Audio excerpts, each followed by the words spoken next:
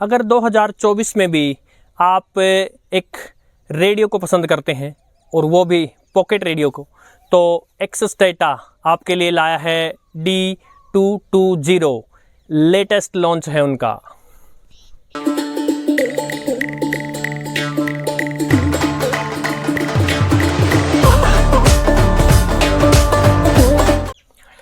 और यदि 2024 में भी रेडियो लॉन्च हो रहे हैं तो इसका मतलब इनको सुनने वाले भी अभी हैं संसार में।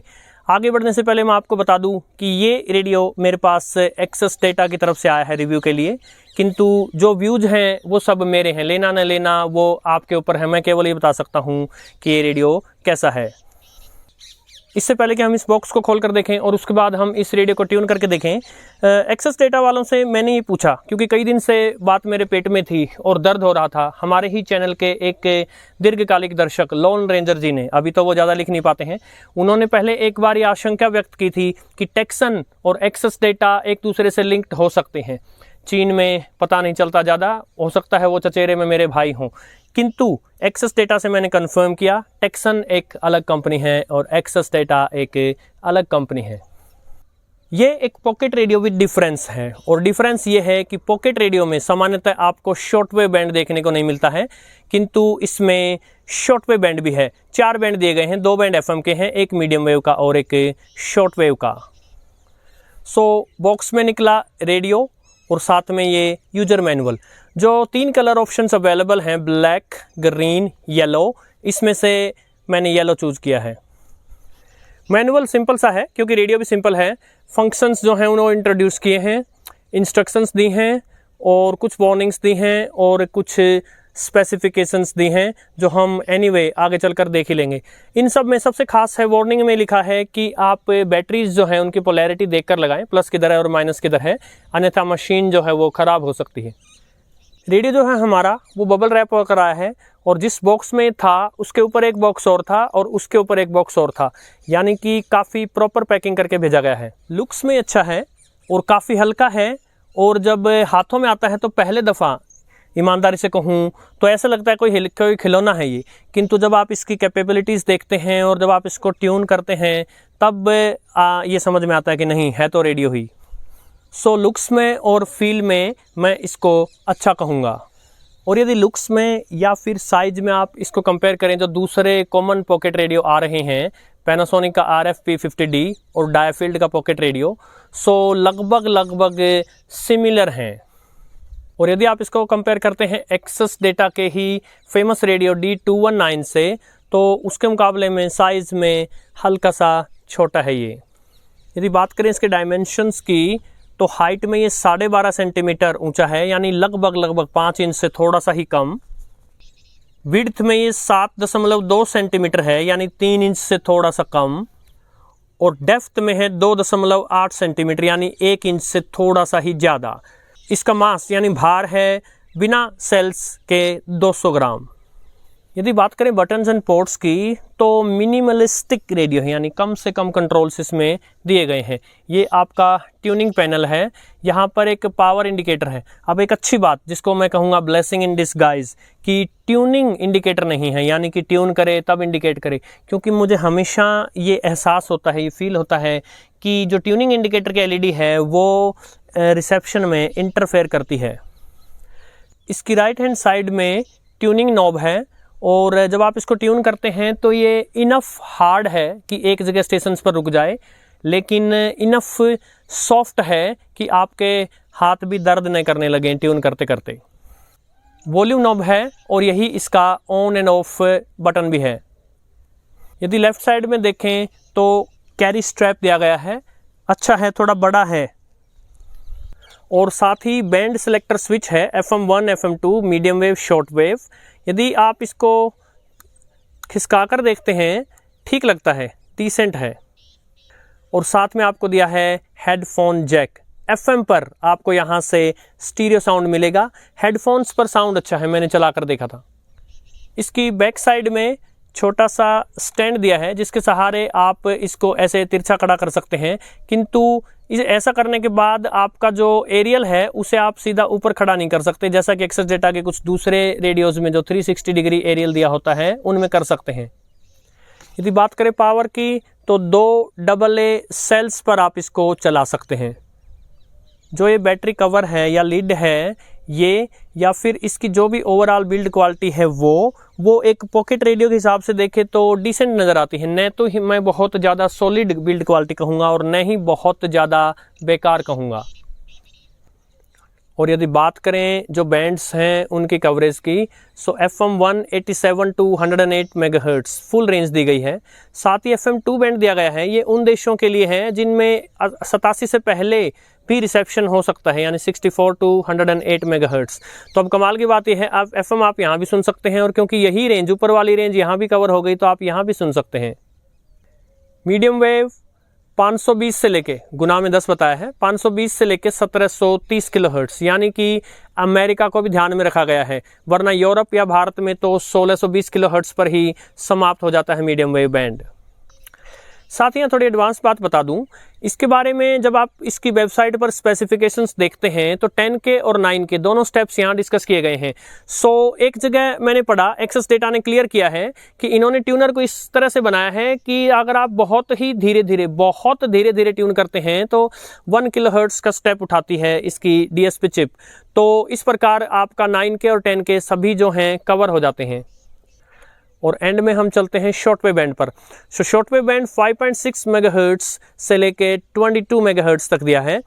22 मेगाहर्ट्ज़ से थोड़ा सा पहले यहाँ आपका शुरू होता है 13 मीटर बैंड, और 5.6 से थोड़ा सा आगे यहाँ समाप्त होता है 49 मीटर बैंड। यानी कि आपको दिए गए हैं 13, 15, 16, 19, 22, 25, 31, 41 और 49 मीटर बैंड।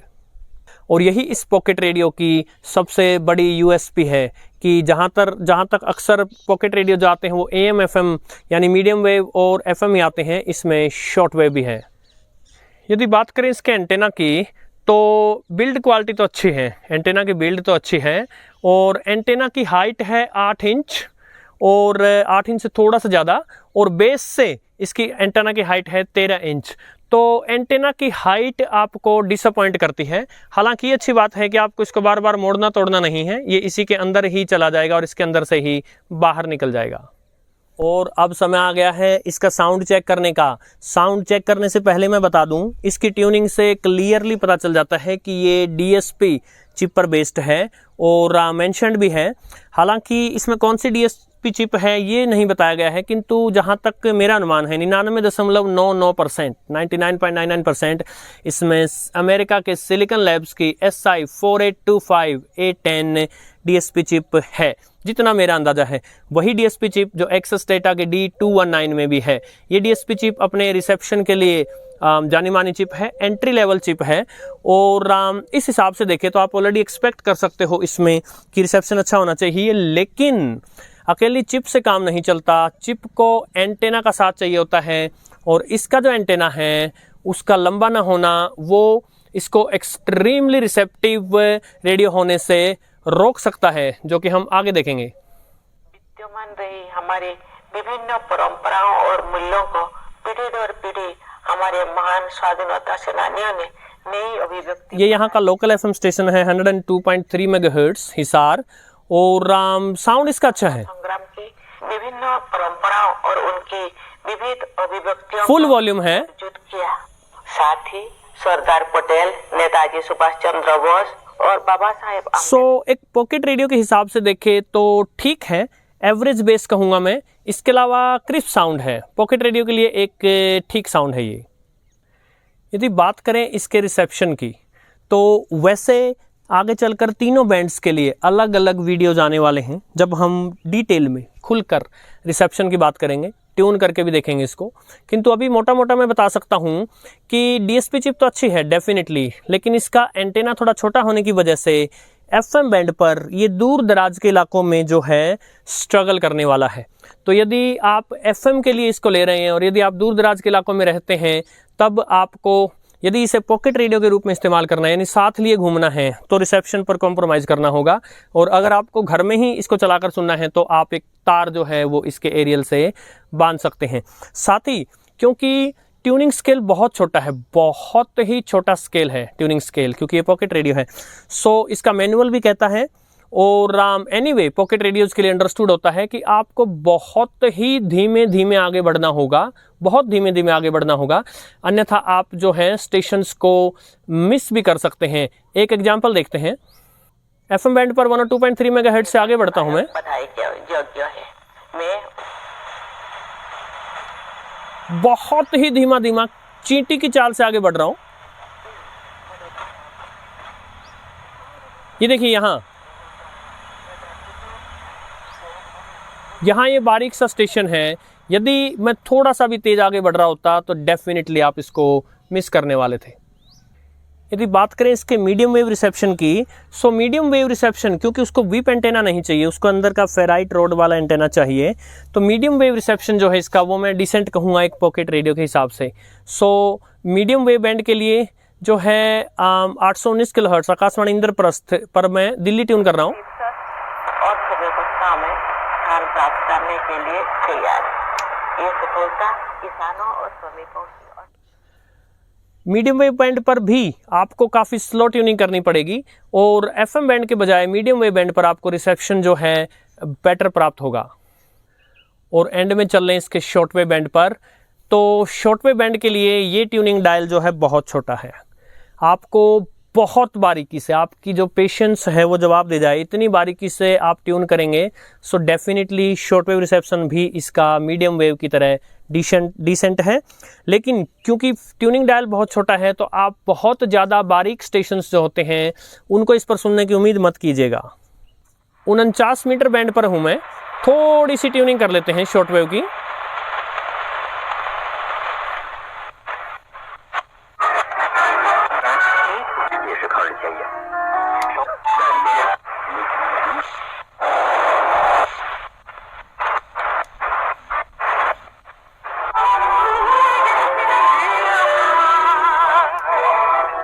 सो आपको नहीं पता चलेगा, लेकिन मैं बहुत ही बारीकी से ट्यून कर रहा हूं तो मुझे स्टेशन से मिल रहे हैं।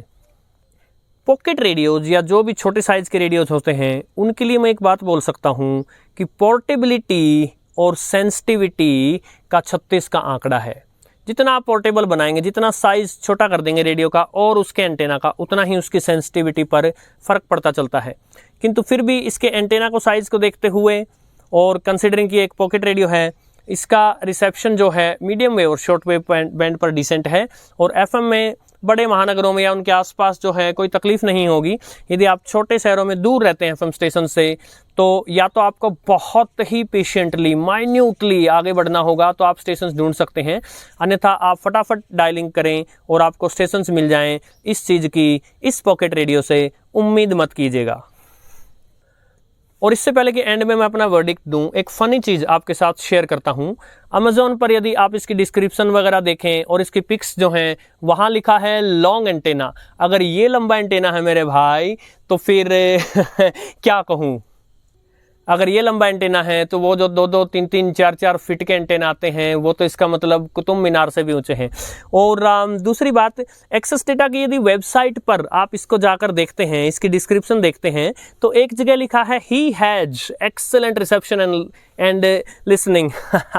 रेडियो को ही बोला है, ये इट है। एनीवे, बड़े बड़े शहरों में ऐसी छोटी छोटी बातें हो जाती हैं।